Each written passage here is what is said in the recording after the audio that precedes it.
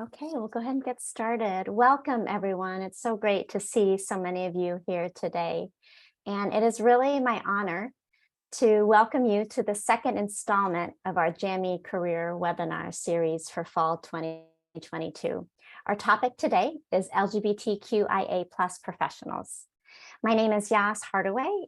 My pronouns are she, her, and I'm the Executive Director of Career Services at Pepperdine's Graduate School of Education and Psychology. This program is a partnership between GSEP Career Services and our Alumni Relations team. For those of you who are new to our JAMI Communities of Practice, you may be wondering, what is JAMI? JAMI is a Swahili term for community, and our JAMI Communities of Practice programs are designed to provide up-to-date career insights in the fields of education and psychology, as well as connect you to a larger career community of alumni and industry experts. Our fall JAMI programs are a career webinar series like the one today, which is a moderated Q&A panel. And then our spring JAMI Career Connect series are interactive learning sessions, which consist of small group discussions in breakout rooms. So without further ado, let's talk today about our outcomes. So today's outcomes, we've identified three. The first one is to receive information and advice on navigating work environments from fellow GSEP LGBTQIA+ community members. Number two, we hope that you will learn about support resources for LGBTQIA+ professionals. And number three, we hope that you will gain specific criteria for discerning safe spaces at school, work, and within the community. In that same light, I also just want to remind us that this is a space that was specifically created to promote learning and support. And I just ask that we show up with that intention in mind. Recording is in progress, and the recording will be available after the event. Live transcription is also provided, and as questions come up for our panelists, please feel free to include those in the chat, or you're welcome to send it to me or one of our co-hosts as a direct chat, and we can ask on your behalf as well. So before we introduce our panel, I just want you to be aware of some of the resources that you have. The first one is our JAMI Career Webinar Drive. And in this drive, we host all of our recorded webinars, as well as a document that provides our speaker lineup. So you can read a little bit about our panelists who are here today. Their bios are included. I also want to just remind you about some of the other resources that you have available through Pepperdine that promote your professional development. So the first one is Handshake. Many of you may already know about this because you used it to sign up for the event. But Handshake is Pepperdine's primary career management system. And our Handshake platform provides employment listings, career events, career resources like resume samples, cover letter samples, specifically for education and psychology students and alumni. It also provides appointment options so that you can sign up for either a document and social media consult or a career design session with one of our team members. I also just want to remind our students that students at Pepperdine have free access to LinkedIn Learning and Coursera. So these are great resources to help you upskill and really build upon your knowledge and skill sets that will provide more opportunities potentially in your career development. Now I'll turn it over to my colleague, Sophia, who will talk a little bit about Pep Connect and GSEP's Cultural Heritage page. Yes, so as a member of the GSEP community or Pepperdine community in general, you have access to Pep Connect, which is an online platform with over 10,000 alumni, staff, faculty members, students. On there, you will be able to connect with them, share events, go to events, be a mentor to other students, alums, and also find a mentor on there. You can share any of your business opportunities. It's a really amazing resource. You can also see any members who are live to directly be able to talk to them. There's an access to a directory You also have access to groups. So if you want to connect with your cohort members or any other members of the community, you can create your own group and have that be a part of that. And I also want to discuss our cultural heritage page, which I will pull up right now. And our GSEP Cultural Heritage page is an inclusive platform where we want to recognize and celebrate the different cultures, causes, ethnicities, genders, heritages, nationalities, races, and religions of our community. We have our mission here, and then also access to our diversity awareness calendar. So for the month of November, we are celebrating and recognizing all these different causes. So we have Day of the Dead, World Freedom Day, World Kindness Day, Transgender Day of Remembrance. We also have a space to share your story, which is our community highlights. And we'd love for you to share your story with us as well, so we can recognize it and just bring up all these different celebrations and causes. We also have our community resources. So if you want to share any resources that you think would be great for our community members to hear and voice, we would absolutely be open to putting that on our webpage.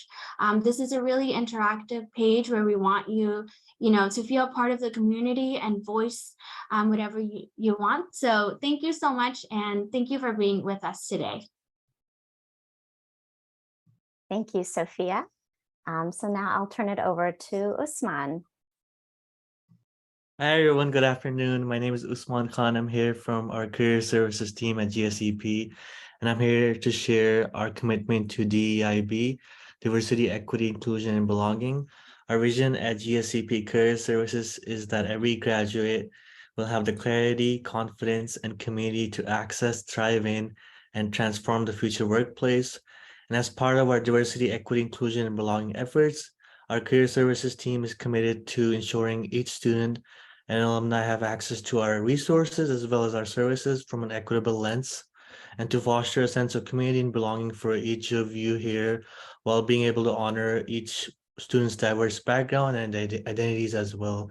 I'll also be sharing a few resources on our next slide, which will be shared with you in the chat as well.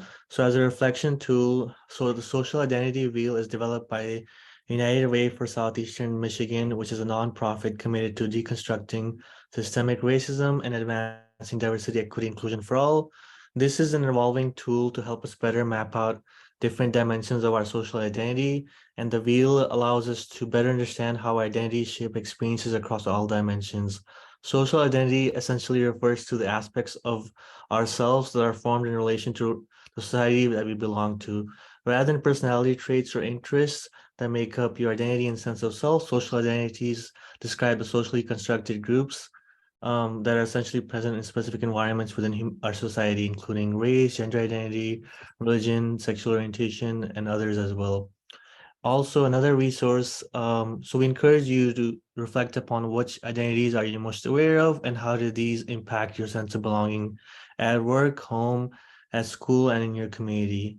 Next resource we're sharing is by CareerWise by diversityjobs.com, which features CareerWise tips and strategies as well as articles for job seekers across many diverse backgrounds. And we want to encourage you to navigate this and to explore this website as well for your job search, and then also for advice regarding these strategies. I also will be sharing an article which is called The Bias of Professionalism by the Stanford Social Innovation Review. And professionalism has become coded language, as the article shares, for white favoritism in the workplace practices that more often than not privilege the values of white and Western employees and leave behind people of color. Such examples are the belief that traditional standards and values are objective and biased. For example, the emphasis on a sense of urgency and quantity over quality, perfectionism that leaves little room for mistakes, and binary black or white thinking.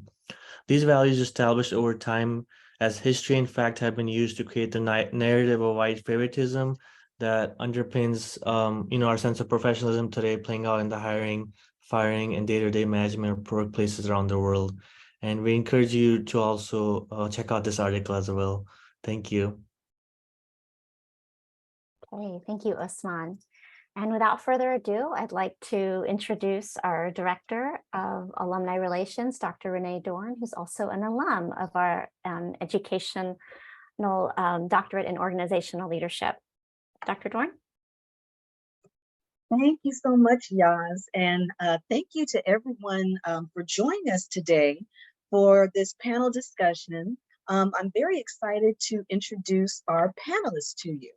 So at this time, I'd like to introduce our first panelist, and her name is Diane Kubrin. Hello, Diane. Hi there. Nice to be here. Nice to have you with us. Next, we also have Dr. Dante Morrison. Hello, Dr. Morrison. Dante. Hello, how are you? Hi, great. And we also have CJ Parker, who is a current doctoral student within our PsyD program. So hello, CJ. Hi, everyone. Hello. We also have another panelist that will be joining us a little bit later during this time frame, and that is Dr. Nee Cordelay Corte, another alum from 2 of our GSEP programs. So we look forward to hearing from him today as well. So let's get started. I'd like for each one of you to somewhat introduce yourselves and tell us what you do. So Diane, I'm going to start with you. Give us a little bit of what you do and your background. Okay, sure. I am an alum, obviously, of Pepperdine in their counseling psychology program. I'm an LMFT from a gazillion years ago. I'm old. I am currently the director of behavioral health services at Los Angeles LGBT Center. We are a very large organization.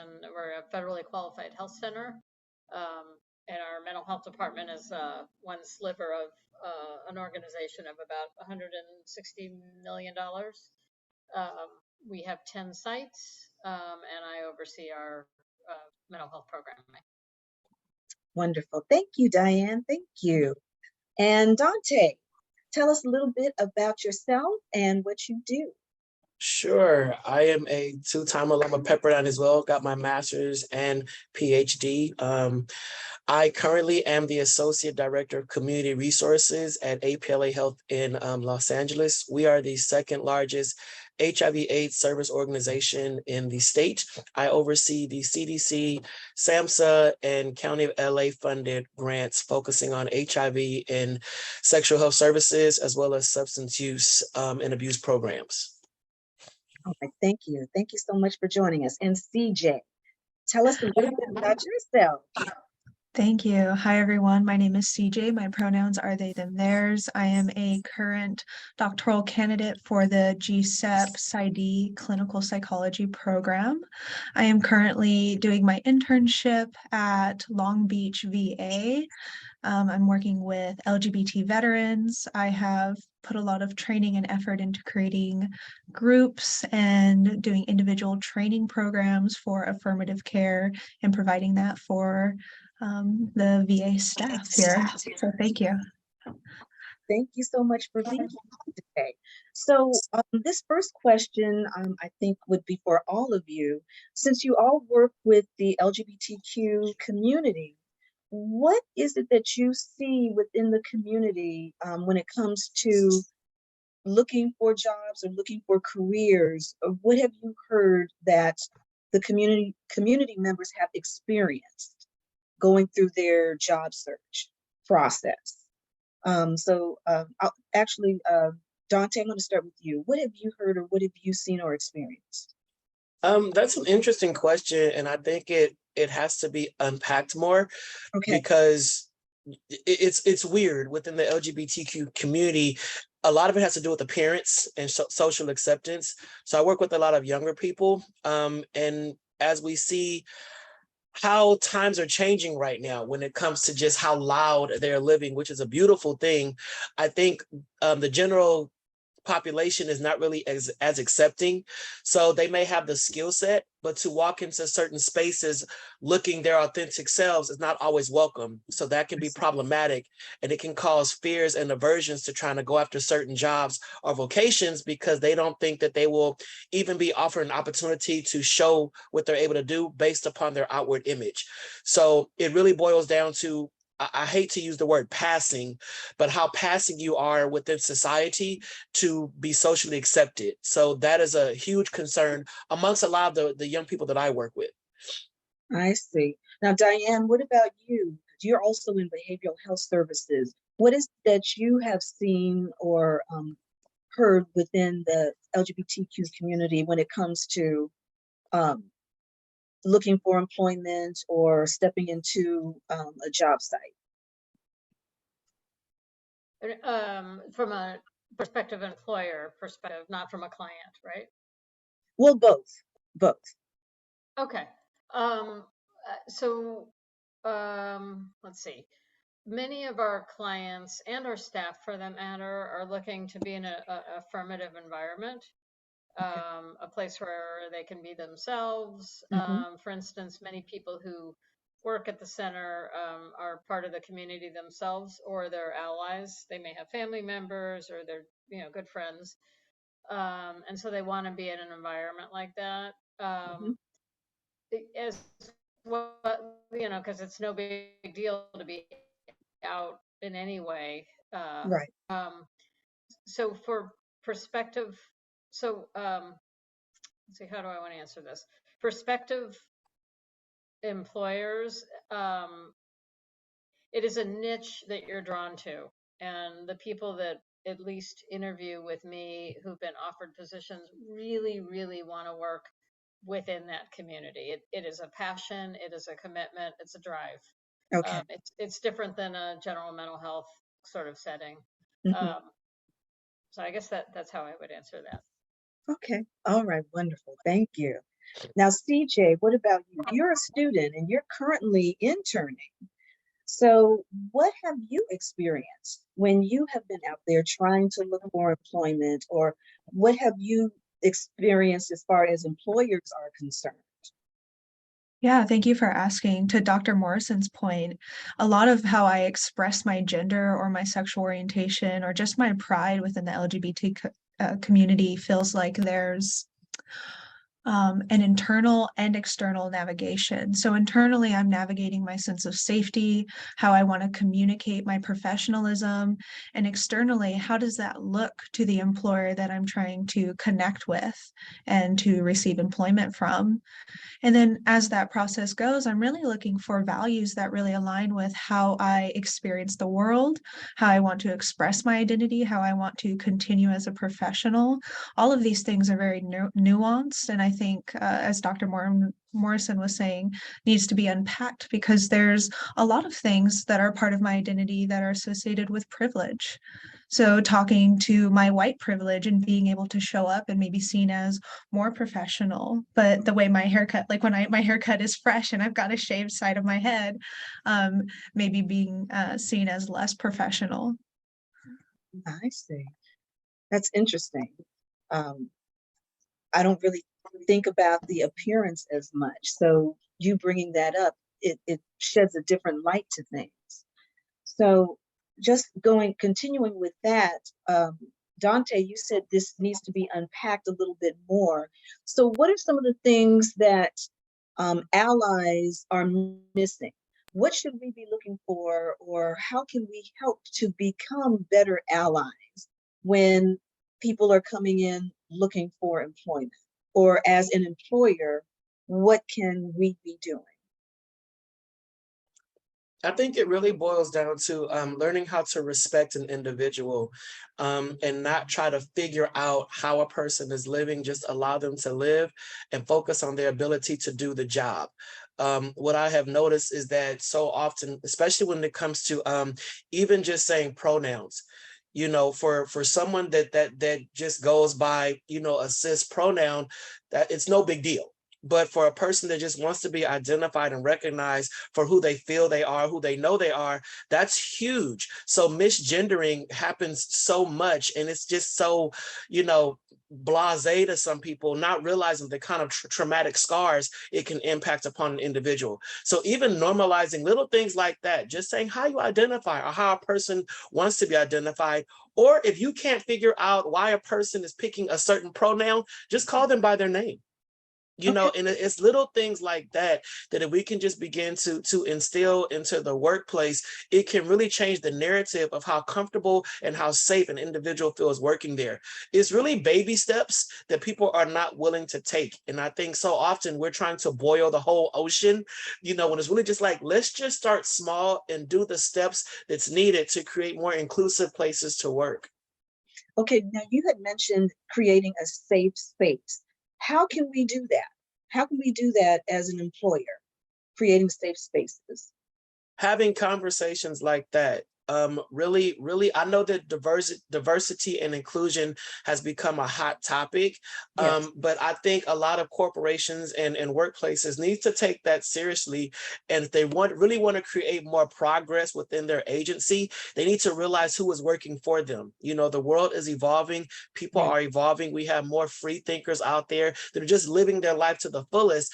And until organizations are really ready to sit down and unpack and then challenge their existing modes of operation, which is usually rooted in some kind of traditional construct, we're going to stay in these same spots. But it's really about evolution and being open to evolving, starting from the top all the way down. Because if the leader is not willing to evolve, more than likely the followers are going to follow suit.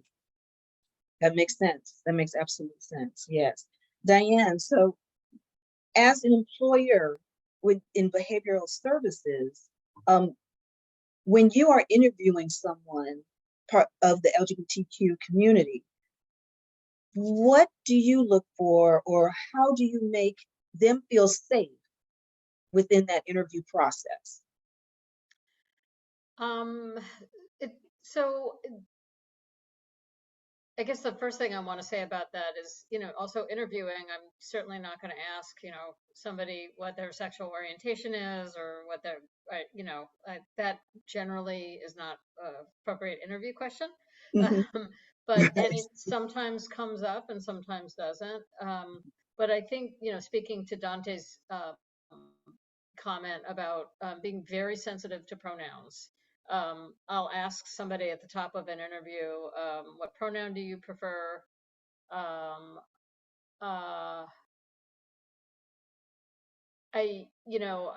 might talk about their desire. A leading question is certainly like, why this community? What draws you here?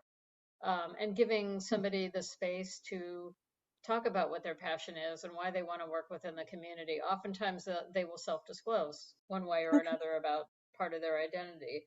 But I'm not going to pry about that, but usually that will happen. It's something as simple as like if somebody discloses, I might ask about their husband or their wife or, their family.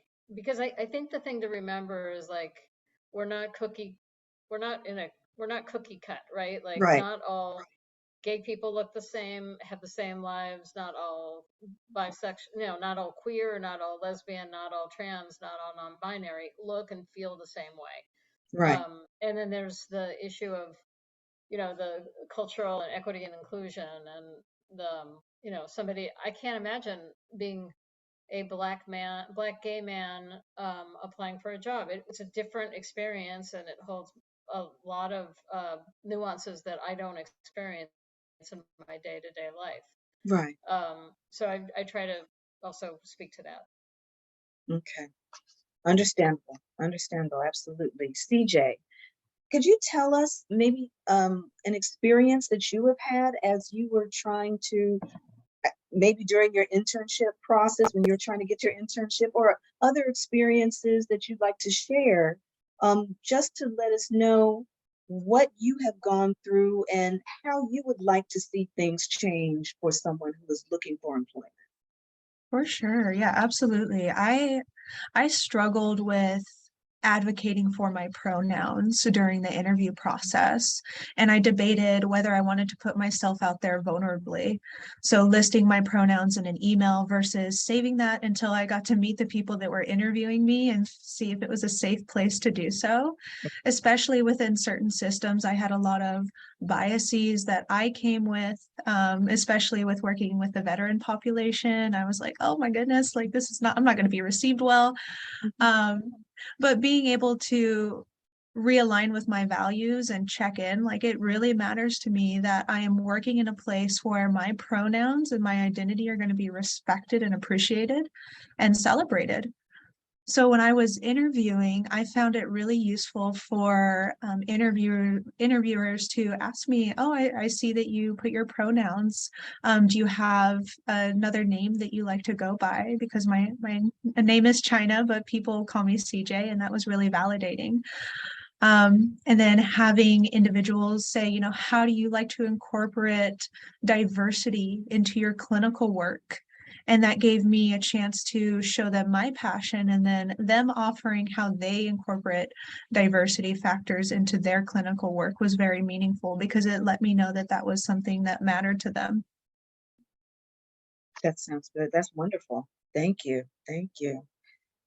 Now, what are some criteria looking at, if we were looking for a job, if someone in the LGBTQ community was looking for a job, what criteria should they use in order to discern whether there's a safe space, whether it would be, and I shouldn't even say even looking for a job, even at a school or work or within the community, what should they be looking for to say, I know this is a safe space? And this is open to any one of you. That's really hard. I mean, it's hard to say, to be honest. I think one word that was said, I believe CJ said it, was privilege. I live in 3 intersections. I'm a Black gay man living with HIV. However, I also have a doctorate. So I have a certain level of privilege that a lot of others do not have. So when I enter spaces, normally I'm entering on a tier where I'm able to change systems. Someone that is not in that position of power may have a more difficult time identifying what would not be safe, because they won't see certain things until they start to go higher up and see the mentality of the organization or the school or what have you. Right. I would just say, for starters, anybody entering an area that's so ugly, should observe how they're being addressed, you know, and like CJ said, am I being respected? I think that's a key word. Is my identity being respected? You know, now I can easily say that I'm gay, but how that person responds to that is going to be a tell for how I'm going to move forward within this location. So I think that anybody that goes into a specific setting should walk in with a level of discernment. Look around, especially in clinic settings. What's on the wall? What kind of advertisement or marketing is on the table? What are they providing me to read? You know, and I think all of that is important. So depending on where you're trying to work, you know, but I also want to make sure that we're clear on the fact that, you know, some persons who identify as lesbian, gay, bisexual, transgender, they don't always want to work in spaces that is solely focused on that. They want to have some kind of separate. It's like, I want to be gay on the weekend when I go out to the club, but my Monday through Friday, I kind of want to be in a corporate setting where my sexuality is not a topic of conversation. I just want to navigate through this space. So it's really a case by case situation, but I do firmly believe that everyone should be respected regardless of race, sexual orientation, gender identity, whatever. That's key. So that should always be the first thing that you look for when you walk into any kind of organization. That makes sense. Absolutely. I agree with you. Absolutely. Diane, the same thing, same question. Is there any criteria that someone from the LGBTQ community should be looking at or thinking about when they're going into spaces like a school or at work or any communities? Or is there something that you have recognized within the community that you work with? I think that, for me, the word is diversity. So I think walking into, like, at our organization, we're an FQHC, so we have clinic, you know, medical care and all of that, and case management and mental health, and just somebody walking into our clinic should see diversity on all levels. Mhm. And we do a fair job of it. I wouldn't even say we do a great job of it. But if I'm you know, Caucasian identified, if I were to walk in and see just a lot of me, that would be sort of Would telling that be to like a me. red I'm not flag sure that would be to a you? place. Okay. Yeah, a little bit. Yeah, yeah. So that can mean whether it's LGBT queer identity, or whether it's, you know, some just a non-white identity. I think is the diversity piece is really important. Okay. That's also good to know. CJ, what about you? Coming into the school environment or work environment or any community, what do you look for in order to say, I feel like I'm in a safe space? Yeah, that's pretty complex. I know that when I applied to Pepperdine, I had concerns about it being a faith-based school and growing up in a religious community and not being accepted for my LGBT identity. So again, it's nuanced. And as Diane was saying, if we're looking at the dimensionality of a person's sense of self, if we're looking at their social identity and how they feel safe, if we're looking at work identity or gender or sexual orientation or race or ethnicity, if we're looking at the dimensionality of a person's experience and how they receive information and how they would like to receive respect, it can be really powerful to know that about yourself. So when you do show up to spaces, you can say, this is a space that doesn't respect the complexity of who I am. So it's not a place where I feel totally comfortable being either 100% authentic, because sometimes we have to be authentic in spaces because we're pulled or forced to, just Right. for our own sense of safety, or we show up to a space and saying, this person can see me in my wholeness and I can feel safe and be authentic in that. Oh, that's good. That's good to know too. Now, for each of you, are there specific resources that those in the LGBTQ community can go to in order to, I guess, get more information, to get assistance when it comes to looking for employment, or do you know of any employers that are open and accepting of LGBTQ members? Are there resources that you could recommend? This is for anyone. I mean, I still think it's such a huge question, because it Well, narrow really it down for me. Narrow it. it really boils down to how the person is presenting themselves. I know a lot of LGBTQ organizations that Yeah. still discriminate against certain appearances. You know, I'm not going to put no names out there, of course, but Okay. it can be quite challenging for someone that is living in their total authentic self, and it just looks strange to people who don't understand or don't have a desire to understand. And that's even within the LGBTQ community. So, yes, there are places that will hire and have signs and flags and all kind of stuff, but it still goes to, how is this person going to represent my organization?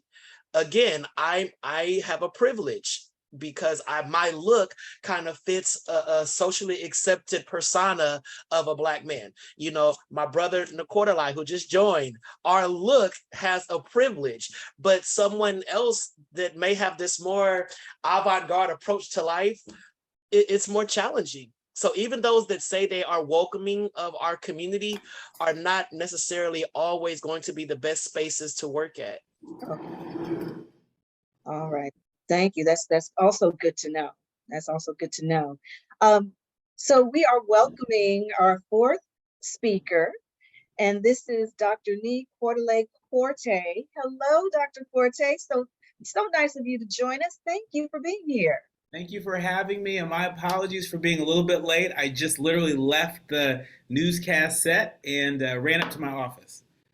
Well, thank you. You know what? Since you mentioned this, your newscast set, why don't you let everybody know what you do and give us a little bit about your background? Absolutely, absolutely. And so I am really excited that I get to do two of the things that bring me the greatest joy. One of them is on faculty at Pepperdine, where I teach in the social entrepreneurship and change program. And so for anybody that is in the SEC program, there's a chance that you might have me in class. Really excited to be teaching one of the first classes that our SEC students have, which is leadership and service. And so I love being in the classroom and co-creating a learning environment where change makers and emerging change makers can thrive. Wearing another hat, I get to really, I've returned to my first love of journalism, where these days I serve as a national news anchor for Fox Soul's Black Report. We film 5 days a week out of Detroit, Michigan. And so when I'm not in Detroit, I get to split my weekends between LA and Washington, DC. But I get to report on change makers. And I get to pass a mic to the folks among us that are in the arena doing the heavy lifting, to really build what I like to think of as a more perfect union. And speaking of a more perfect union, I also have a radio show and podcast called A More Perfect Union. And so subscribe to that, and you get to hear me go a little bit more in depth with some of the change makers I speak of. And so that is what's keeping me so busy and racking up those frequent flyer miles these days. Well, we are so glad that you're here as busy as you are. So thank you so much. So let me just throw some questions at you right now. I've been talking with CJ and Diane and Dante, Dr. Morrison, and we've been talking about the workplace and issues regarding going into different workplaces and feeling that you are in a safe space. So could you give us maybe an experience that you have had in which you have felt that you were not in a safe space, and what did you do about that? That's a very good question, and I think it's on all of us to co-create not just a safe space, but to co-create a brave space, a space where people can be their authentic selves. Because especially when we think about LGBTQ Heritage Month, and this October is LGBTQ Heritage Month. When we think about that, I mean, so much of the legacy of the trailblazers that precede us, that legacy was doing the courageous thing, doing the honorable thing, right? And by the way, it can't just be LGBTQ folks doing that. We need our allies to really demonstrate allyship. And so, before my return to journalism, I'd spent a big chunk of my career working in public affairs, on campaigns and elections, working with organizations that were leading corporate social responsibility initiatives. In fact, my dissertation research at Pepperdine focused on how executive champions influence corporate activism on LGBTQ rights. And so I really had a chance to sit and think about the question that you put forward quite a bit. One of the experiences that comes to mind is an experience I had when I was leading LGBTQ affairs at a national nonprofit. I remember writing, an op-ed piece that was, based in fact. This was, near some of the earlier days of the COVID pandemic, where there really wasn't a lot of data that was available in terms of how Black folks were being impacted and how LGBTQ folks were being impacted. So if you're like me and Dante, and you're a part of the Black LGBTQ community, you felt invisible in the data, which means we felt invisible in terms of interventions and outreach. There's a history of that happening, right? And so I thought, one thing that I could do was, to help call attention to this. And as you can imagine, working in, a major organization, there are lots of layers of approval in terms of any public communications. Right. And so there's this piece that I co-wrote with, David Johns, who's the executive director of the National Black Justice Coalition, and Earl Folks, who is president of the Center for Black Equity, both, Black LGBTQ national leaders. Right. And I remember, working to get approval on this.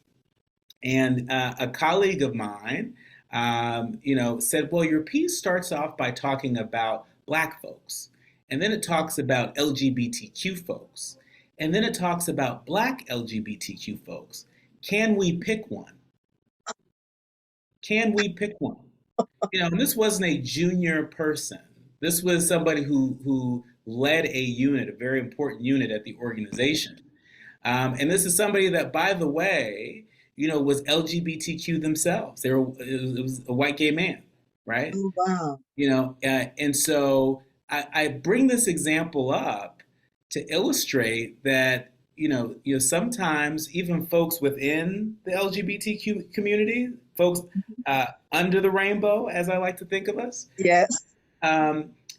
make errors, and can't see the fullness, of the community under the rainbow. And so, think about how that made me feel. It took me out. I think I went home and I had to lay down, because, it was so blatant. And, Right.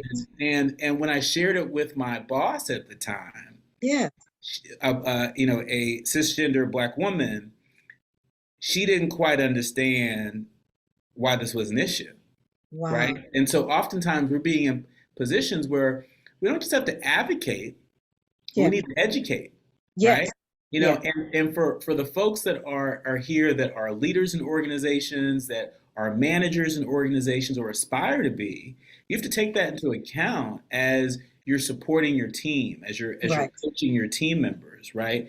There are certain team members, depending on their identities, that may have to weather multiple storms at the same time, right? And so how can we avoid burnout? How can we avoid quiet quitting? How can we stop engaging in how can we stop that before it starts? Right. By raising our level of consciousness and raising our level of commitment to folks that may be different from us, or folks that may be a part of our community but may have a different lived experience than we do. Absolutely. Wow, thank you. What you were saying is very similar to what Dante had just got through saying about what goes on within the LGBTQ community and how there may be discrimination within that community as well. So that's very interesting that you said that. Yeah. So I'm going to open this up to questions, because I know we have people within the room that have some questions for us. So let's open that up right now. Let me see. Renee, I did have someone send me a direct chat, if I may pose the question. Yes, go right ahead.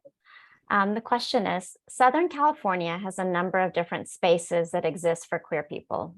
That said, it is more splintered than unified in terms of the spaces that exist, making it hard to find spaces for community for folks on a personal basis.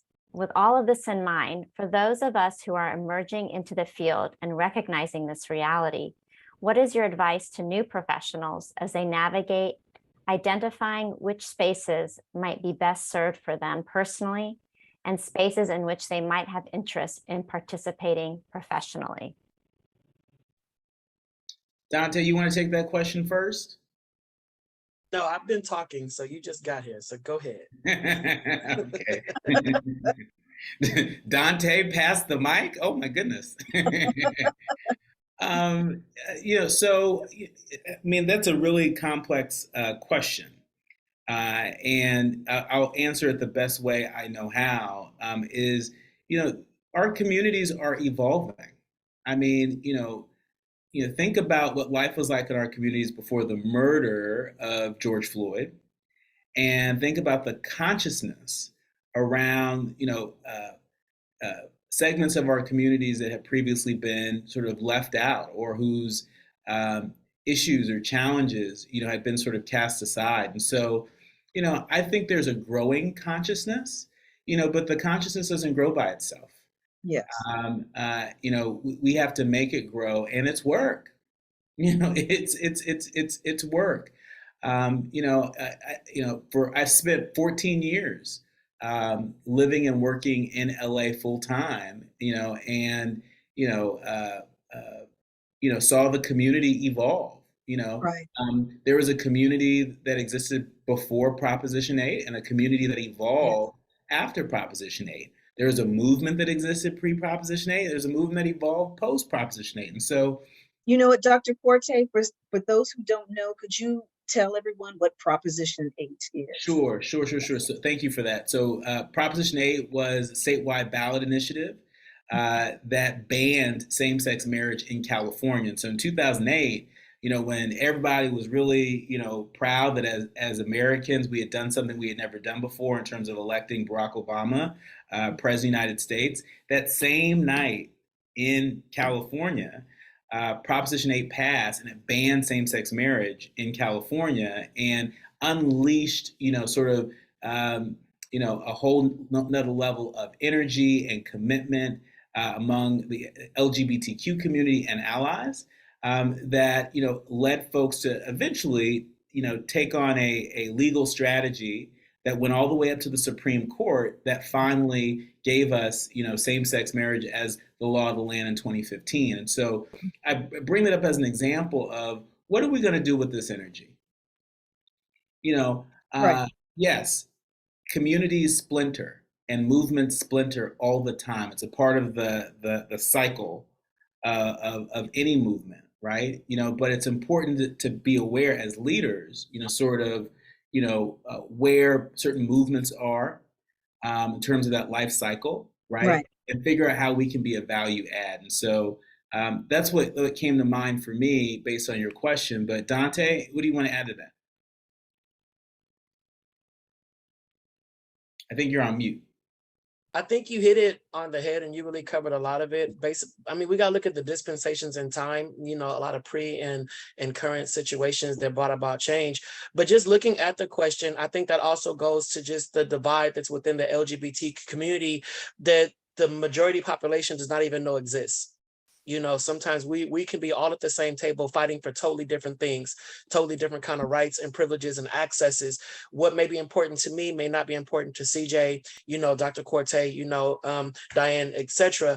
And I think that until we find a true common cause, that will really unify us, it's really going to be difficult to find those spaces. Even just saying the word for queer people, I know a lot of people that identify as gay, lesbian, or bisexual will never say they're queer. So that right there is a place of contention within our community. And I think a lot of cisgender heterosexual individuals, they're looking at us like we all are marching in the same parade for the same cause. And we're just not. CJ, I see you nodding your head. What do you want to add to that? No, I love this conversation and I think it's great.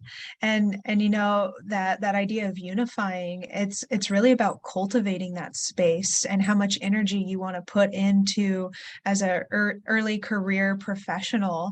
How much do you want to utilize these aspects of yourself in a way that you value, that allows you to create that space, promote safety, promote bravery in a way that's aligned with all of these different aspects that intersect with your identity. So if you have I'll use the disability term, the disability forward term is how many spoons do you have? Do you have enough spoons? Do you have enough time, energy, effort to really put yourself out there vulnerably? And what does that look like? So you can be strategic in how you cultivate yourself personally and professionally, and doing so in a way that you are lifted up. So with me in particular, I've created an LGBT rotation at the VA Long Beach because there was no space for LGBT veterans to connect and support one another. But just asking to do so, I was received really well by other psych professionals. So you can take that effort as an early career and be very over the top and excited to do something, and you might be received really well. And on the other end, that comes with a lot of privilege. Like I have a lot of education, I have how I present, I have my white privilege. So if you want to advocate, using your privilege to advocate in a very strategic way is powerful as well. Can I just add that I remember when I got accepted to Pepperdine Yes. to the master's program, to the SEC program. And I actually remember it like it was yesterday, being out at an event. It was an LGBTQ event with some of my, fellow LGBTQ activists. Okay. I remember one of them looking at me and saying, "Why are you going there? Why are you going there?" At the time, in the community, Pepperdine didn't have a long track record as being outwardly supportive. Right. And it's always been my attitude that nothing changes if nothing changes. That Nothing is very changes true. if nothing changes, right? And Mhm. and I can tell you, I did not have not one experience during my master's program, where I regretted going to Pepperdine, where I felt like there was a bait and switch, where I wasn't welcome to bring my full authentic self. And even more than that, it meant the world to me. I see Dr. Miramontes is on, and it meant the world to me to have a dissertation committee of folks that were not fazed by the fact that I wanted to do an activist dissertation, and fully supported me in doing that, and has supported me even more, since I was a student, at Pepperdine, right? Yeah. And so I just think it's important to weave in that piece that sometimes we write off institutions and we write off individuals, as being unwilling or unable to make the shift. Right. And I just want to underscore how proud I am to be an alumni of Pepperdine for that reason. Now, we know the Graduate School of Education Psychology may be a little bit ahead of other schools, just keeping it real, within the Pepperdine family, but same point. We can't write off, Right. other schools or write off folks because they're not where we're at today. That is I had very the true. same experience. I did. People were asking me, do they know at Pepperdine that you're gay? I was like, I don't know. I didn't walk in wearing the rainbow colors, but I'm just me. And then in my dissertation was focusing on, the plight of Black gay men in the Black church. And it ruffled some feathers at first, but we're in leadership programs. We're in global change programs. How do we make Right. change if we're constantly writing about, if we're keeping it safe? And I just think that for that question, I think that anyone that is willing to just kind of, sometimes you gotta shake a table. You're not going to always walk into spaces where it's prepared for you to be That's true. safe and to be comfortable.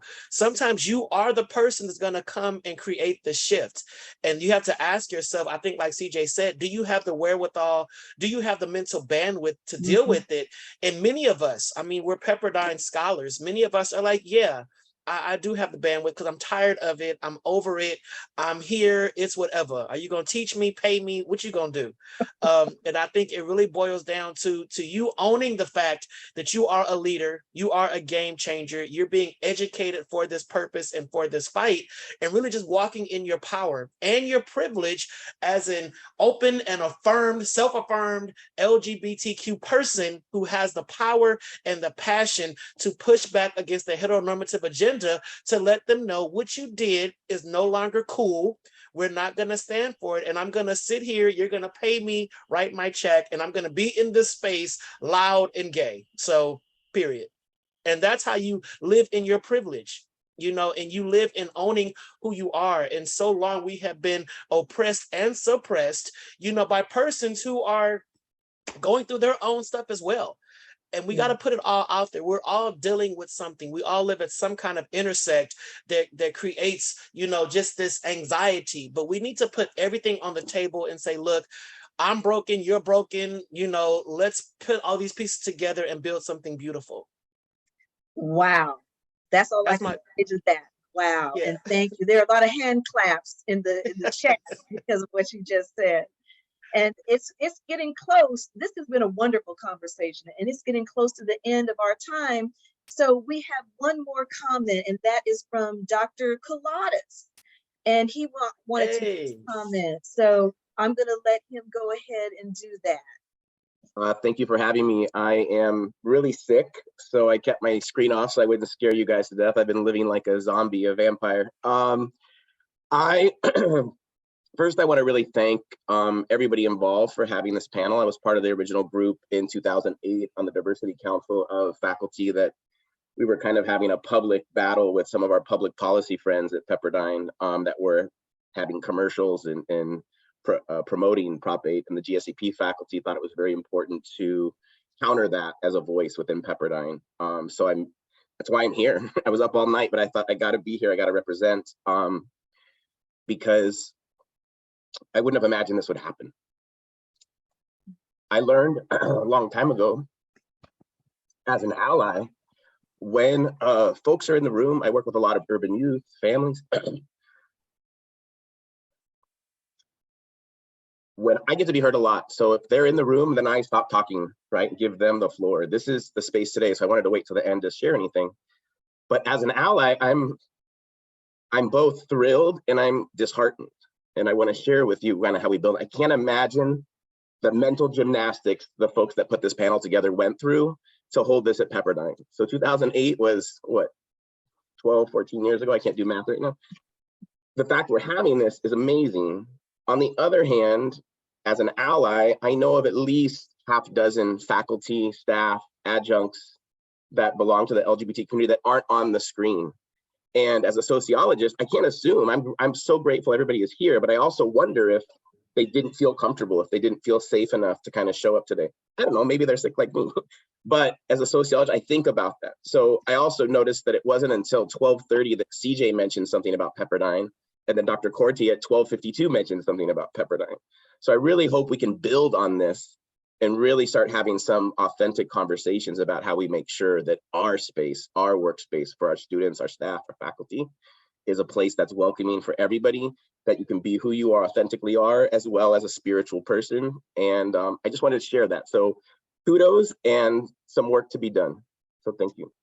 Thank you. No, thank you, Dr. Kaladas, and thank you for being an ally. And I just must say thank you to the panelists today. This has been an excellent conversation, and I really appreciate all of you being so open with your thoughts and your feelings and expressing them to all of us. This has been fantastic. This has been wonderful. Thank you. Thank you to all four of you for being here with us today. And we are about at the end of our program. So I'm going to pass this back to Yaz so that we can begin to wrap things up. Once again, thank you. Thank you so much for being here. Thank you. I'm going to turn it over now to one of our graduate assistants and SEC students, Mecca. Hey everyone, thank you very much for a great event. I'm very happy to hear all of you sharing your stories, and like, I don't want to take time, but then coming from Africa, coming from Rwanda, where these conversations never happen, and then seeing how like folks are like willing to share, it really means a lot to me to be part of it. And thank you very much for being vulnerable enough to share with us. So what's next for our next Jamii events? The next one is in November 16th.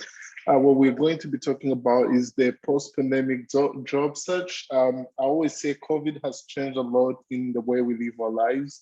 And then it has also affected the way we look for jobs and what we consider when we're searching for these jobs. So we're going to be talking about like how to navigate high-tech job search, and also how you can create a flexible work life. And then next slide. Since we love to hear from you, what you think we can improve and how these events help you, if you scan this QR code, you can take a short survey and then answer a few questions that are going to help us, get better every day as we organize these events. And also you can be part of people that we can shuffle for the Amazon gift card, and you can buy something as you watch these ones. Thank you very much. Next slide. Great. Thank you, Mecca.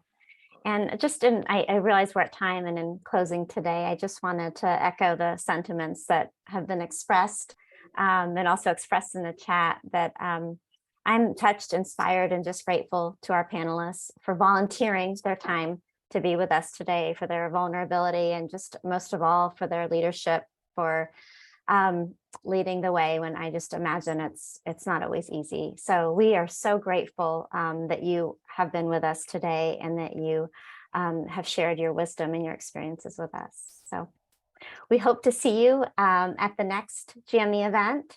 And until then, hope you have a great rest of your day and week. So thanks, everyone. Bye. Thank you. Thanks, everybody. Bye. Study hard. One.